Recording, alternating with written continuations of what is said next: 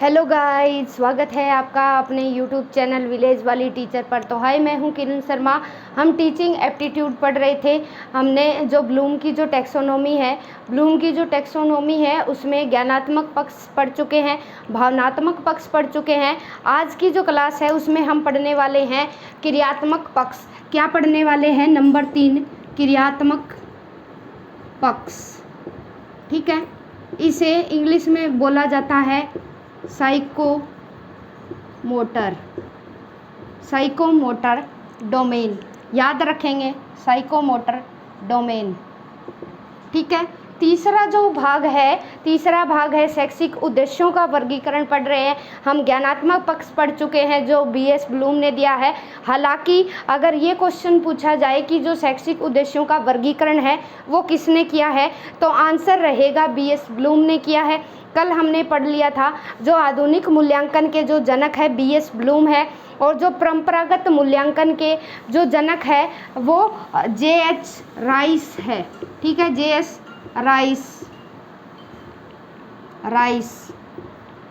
Rice है, याद रखना।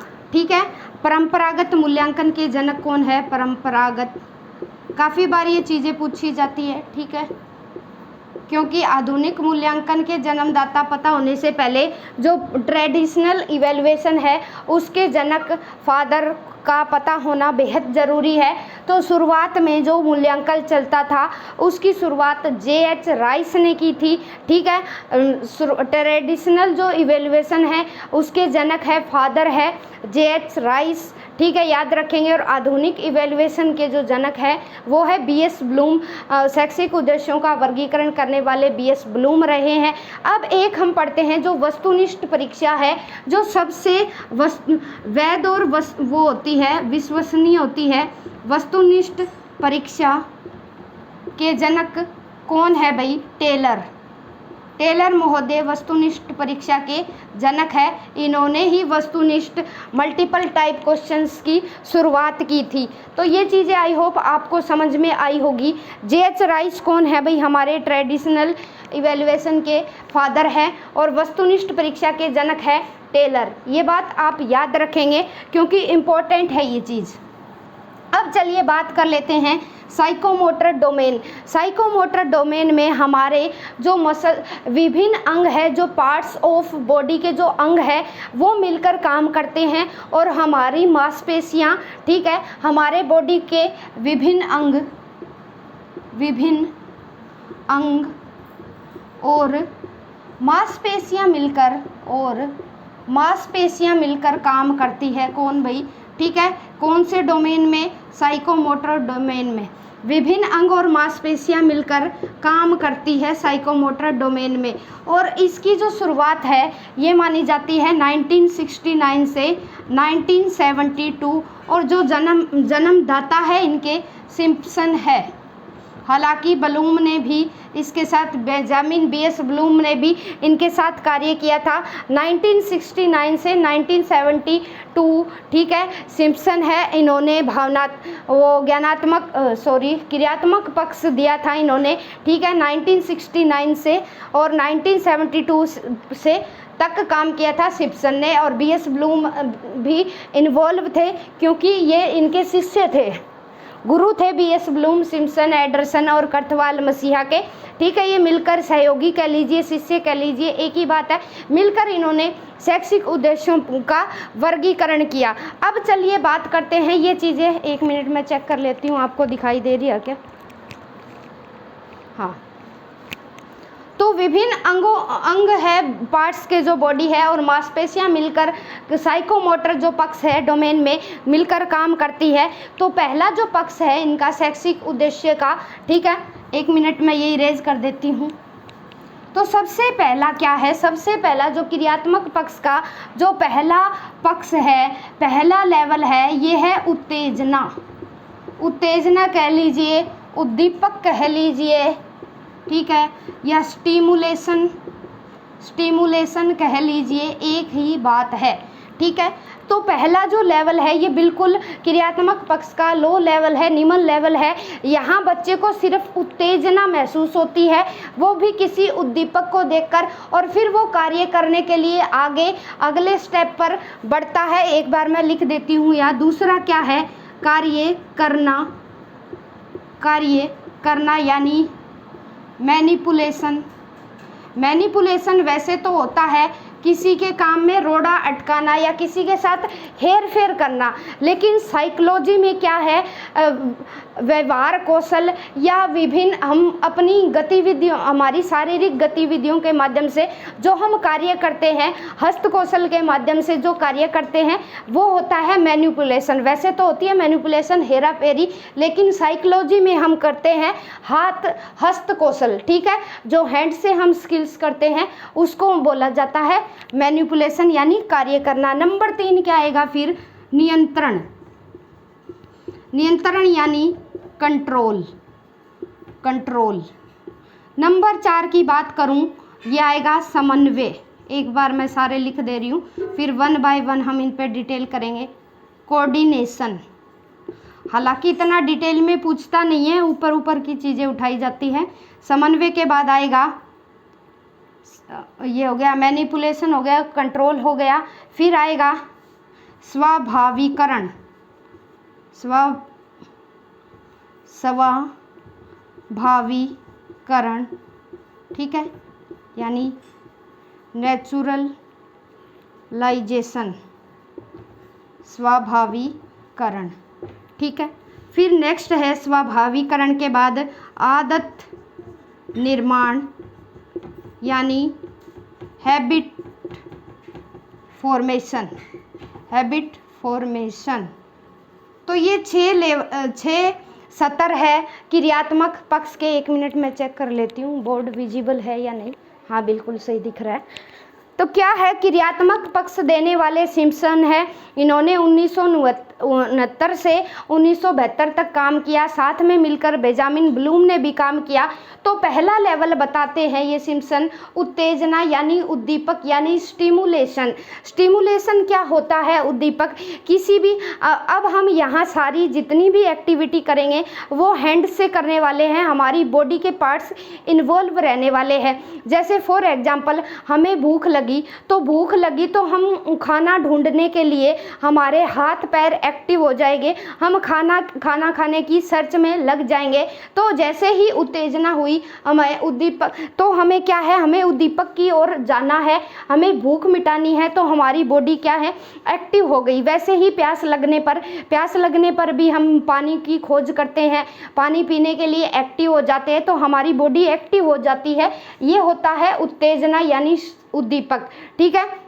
तो हम जैसे ही उत्तेजना या उद्दीपक आया हमारे सामने, तो हम उस चीज़ की, जैसे भूख लगी है तो हम भूख मिटाने के लिए एक्टिव है, यानी कोई ना कोई अनुक्रिया करेंगे, कोई ना कोई कार्य जरूर करेंगे। हमारी बॉडी एक्टिव है, यानी उन चीज़ों को क्या है, हम एक बार के लिए कंट्रोल नहीं कर सकते। फिर क्या है? कार्य करना, यानी जैसा ही उद्दीपक जागृत हुआ, जैसी ही उत्तेजना शरीर ने की, तो हम एक्टिव हो गए उस दिशा में कार्य करने के लिए, मैनिपुलेशन के लिए। हमने खाना खा लिया, तो हम खाना खा रहे हैं, तो हमारे जो हैंड्स है वो क्या है? एक्टिविटी कर रहे हैं। हमारा मसल्स है जो जबड़ा है, जबड़ा भी क्या है? खाने को चिविंग कर रहा है, चबा रहा है। तो हर चीज़ हमारी जो बॉडी की है वो एक्टिव है, हम कार्य कर रहे हैं। जैसी उत्तेजना मिली उसी के हिसाब से। वैसे ही हम पानी पी रहे हैं, तो हमारे हैंड्स है, हमारी जीभ है, हमारा जो गला है अंदर से जा रहा है। तो हर चीज़ क्या है? हमारी बॉडी की एक्टिव है उत्तेजना के अकॉर्डिंग। वैसे ही एक एग्जांपल की मैं और बात करूं, जैसे ही एक्सीडेंटली रैंडम हमारा हाथ कोई हॉट चीज़ पे लग जाता है, या गर्म इस्त्री है हॉट आयरन पे लग जाता है, या अंगीठी है, तो उससे क्या होती है? हमारे शरीर में उत्तेजना पैदा होती है कि गर्म लग गया। आज के बाद क्या है? ध्यान रखेंगे कि ऐसा होता है, तो तुरंत हम वहाँ से हाथ हटा लेते हैं, यानी कार्य करने लगते हैं, मैनिपुलेट करेंगे हम अपने अपने व्यवहार को कि ये व्यवहार है वो दोबारा नहीं करना, क्योंकि इससे हमें पीड़ा हो रही है। ठीक है, तो हम कार्य करने के लिए एक्टिव हो जाएंगे। जैसी ही उत्तेजना हमें मिलती है, गरम आयरन पर हमारा हाथ लग गया तो तुरंत हमने कार्य किया, मैनिपुलेट किया व्यवहार का, अपने व्यवहार को चेंज कर दिया। ठीक है, कि आज के बाद इस चीज़ को टच नहीं करना, चाहे वो एक्सीडेंटली हमारे साथ हादसा हुआ है। कार्य करना, मैनिपुलेशन, जिस प्रकार की उत्तेजना मिलेगी, जिस प्रकार का उद्दीपक हमारे सामने आएगा, उसी तरह से हम कार्य करना शुरू कर देंगे। भूख लगी है तो भोजन की तलाश में जाएंगे, प्यास लगी है तो पानी की तलाश में, गर्म चीज़ बाई चांस हमने छू ली है तो उससे हमारा हाथ हट जाएगा, वहाँ से हम हमारी बॉडी के जो पार्ट्स है वहाँ हट जाएगा। उसके बाद क्या है, हम नियंत्रण करने की कोशिश करते हैं उस चीज़ को कि क्या है, हम उन चीज़ों को कंट्रोल में कैसे करें। अब भूख लग गई, हम ऐसी जगह है जिसका खाने का दूर दूर तक कोई भी वो प्रबंध ही नहीं है, तो उस सिचुएशन में हम क्या करेंगे, ये चीज़ भी बच्चे को सिखाई जानी चाहिए क्रियात्मक पक्ष के अंदर, यानी कंट्रोल करना सिखाओ बच्चे को। प्यास लगी है तो क्या है, धीरे धीरे ये हैबिट हो जाती है, हम चीज़ों को कंट्रोल करना शुरू कर देते हैं तो कार्य करेगा बच्चा। और कई बार ऐसी कंडीशन में है जहाँ बच्चे के लिए पानी भी उपलब्ध नहीं है, खाना भी उपलब्ध नहीं है, तो वहाँ उस लेवल पर बच्चा क्या करेगा, उन चीज़ों को कंट्रोल करना सीखेगा, नियंत्रण करेगा उन चीज़ों पर। फिर क्या है, समन्वय करेगा। उसके बाद कोऑर्डिनेशन, यानी जो कंट्रोल, एक चीज़ पे कंट्रोल किया, भूख पे कंट्रोल किया, उसके बाद प्यास पे कंट्रोल करना सीखा। फिर क्या है, रैंडम अगर उसके साथ कोई घटना घट गई, हॉट आयरन चिपक गई, तो उन चीज़ों का क्या है, बच्चे ने विभिन्न जो एक्टिविटीज़ थी उन विभिन्न एक्टिविटीज़ को एक ग्रुप में समाहित कर लिया, सीक्वेंस में एक कोऑर्डिनेशन बना लिया, उन सारी विभिन्न गतिविधियों का क्या है, समन्वय स्थापित कर लिया। ठीक है, जितने प्रकार के व्यवहार बच्चा कर रहा था सभी चीज़ों को, यहाँ तो बच्चा क्या है, कंट्रोलिंग में क्या है, नियंत्रण में बच्चा एक एक्टिविटी को कंट्रोल कर रहा है, लेकिन कोऑर्डिनेशन में बच्चा यहाँ सीख जाता है, एक के बाद दूसरी एक्टिविटी कंट्रोल की, तीसरी की, तो धीरे धीरे क्या है, कंट्रोलिंग की जो स्टेज है बच्चे में वो जागृत हो जाती है, एक के बाद दूसरी, दूसरी के बाद तीसरी, तो हर चीज़ को बच्चा कंट्रोल करके चलता है, सीक्वेंस में चलता है, तो वो इस तरह से बच्चे में उन क्रियाओं में कोऑर्डिनेशन स्थापित हो जाता है। फिर क्या है, ये चीज़ें कोऑर्डिनेशन के बाद बच्चे में स्वाभाविक रूप से वो चीज़ें आ जाती है, नेचुरलाइजेशन हो जाता है कि अगर कई बार भूख लगी है फिर भी खाना नहीं मिला तो हम कंट्रोल कर लेंगे भूख, अगर प्यास लगी है फिर भी प्यास को हम कंट्रोल कर लेंगे। तो बच्चा क्या है, कंट्रोल करना सीख गया है यहाँ। ठीक है, उसके स्वभाव में ये चीज़ें आ जाती है। सेम अगर वैसी परिस्थिति आई, बच्चा कहीं ऐसी जगह पर है या एग्ज़ाम में बैठा है, एग्ज़ाम में बैठे बैठे बच्चे को भूख लग गई, तो वो उन चीज़ों को कंट्रोल कर लेगा और कोऑर्डिनेशन स्थापित हो जाएगा उसमें, और ये चीज़ें फिर धीरे धीरे बच्चे के स्वभाव में आती जाएगी। बच्चा अपनी ही बॉडी पर कंट्रोल करना सीख जाएगा, उसके स्वभाव में आ जाएगी नेचुरल। ठीक है, कि अब वो बच्चा ये नहीं सोचेगा कि अब भूख लगते ही खाना खाना ज़रूरी है। अब बच्चे के दिमाग में ये कंसेप्ट भी आ गया कि भूख लगते ही अगर मैं 1 घंटा खाना नहीं खाऊंगा फिर भी मैं अपने बॉडी पर नियंत्रण स्थापित कर सकता हूँ। फिर क्या है, अब क्या है, आदत निर्माण हो गई बच्चे में, हैबिट फॉर्मेशन हो चुकी है। अब हमारा जो क्रियात्मक पक्ष का उद्देश्य था यही था कि बच्चे में इन एक्टिविटी से, इन लेवल से गुजरने के बाद बच्चे में क्या होगा, हैबिट फॉर्मेशन हो जाएगी, बच्चे में अच्छी आदतें या बुरी आदतों का निर्माण हो जाएगा। वो अकॉर्डिंग टू परिस्थितियाँ कि बच्चे को किन किन लेवल से गुजारा गया, कौन सी कंडीशन में रखा गया, तो बच्चों में अच्छी आदतें का निर्माण हुआ या बुरी आदतों का निर्माण हुआ। ठीक है, दोनों ही आदतें साथ साथ चलेगी, किसी भी चीज़ को हम नकार नहीं सकते, क्योंकि पॉजिटिव और नेगेटिव इफेक्ट दोनों ही बच्चे के व्यवहार पर देखने को मिलते हैं। तो हैबिट फॉर्मेशन, ठीक है, कई बच्चे जिद भी करते हैं, उनके स्वभाव में वो चीज़ें नहीं आ सकती आती कि मेरे को चाहिए तो खाना चाहिए, पानी चाहिए तो चाहिए, वो जिद्दी स्वभाव के भी होते हैं। तो बच्चे में क्या है, अब आदत निर्माण हो जाती है क्रियात्मक पक्ष बच्चे के साइकोमोटर डोमेन में। अब हम इनको याद कैसे रखेंगे, 6 तरह के हमने यहाँ सतर पढ़े। जो निम्न सतर है ये हमारा है उत्तेजना, ये हो गया निम्न सतर। ठीक है, ये निम्न सतर है क्रियात्मक पक्ष का, और ये है उच्च सतर, यानी बच्चे में हैबिट फॉर्मेशन का निर्माण हो गया तो बच्चा क्या है, उच्च लेवल पर, हाई लेवल पर पहुंच गया और हमारा जो उद्देश्य है, हमारा जो पर्पज है, उस उद्देश्य की प्राप्ति हो गई। बच्चे में क्रियात्मक पक्ष को हम क्रिएट कर पाए। क्यों? क्योंकि बच्चे ने हैबिट फॉर्मेशन सीख ली है। जैसे ही बच्चे के सामने परिस्थितियाँ आएगी तो बच्चा सीखे गए व्यवहार को अप्लाई करेगा और एक नई चीज़ों का निर्माण कर देगा। यही एस्पेक्ट था क्रियात्मक पक्ष का। अब इसको याद कैसे रखेंगे? कल भी मैंने एक ट्रिक बताई थी। अब इसको याद कैसे रखेंगे? ट्रिक के माध्यम से, ठीक है। PD मतलब साइकोमोटर डोमेन, ठीक है। PD मतलब, फिर SMC के बारे में हमने खूब सुना है, SMC स्कूल मैनेजमेंट कमेटी। फिर आएगा NH मतलब नेशनल हाईवे, ठीक है। जो SMC है हमारी, वो क्या है, नेशनल हाईवे पर है। PD ऐसे भी याद रख सकते हो। तो कैसे? S से क्या बनाएंगे? S से बनाएंगे S से स्टिमुलेशन, ठीक है। साइकोमोटर डोमेन के ये ट्रिक है। S से स्टिमुलेशन, M से मैनिपुलेट, C से कंट्रोल, C से कोऑर्डिनेशन, N से नेचुरलाइजेशन, फिर H से हैबिट फॉर्मेशन, ठीक है। SMC CNH। SMC जो है स्कूल मैनेजमेंट कमेटी है, वो नेशनल हाईवे पर आ चुकी है। क्यों? क्योंकि वो क्रियात्मक फॉर्म में है, उसकी बॉडी एक्टिव है। इस तरीके से आप अगर याद रखना चाहे तो याद रख सकते हैं, ठीक है। नहीं तो क्या है, इनके सीक्वेंस में हम गड़बड़ कर देते हैं। कई बार क्या है, हमें एग्जामिनर क्या पूछना चाहता है वो उस पर डिपेंड करता है, लेकिन कई बार सीक्वेंस पूछ लेता है कि बताइए क्रियात्मक पक्ष के लेवल को सीक्वेंस में सेट कीजिए।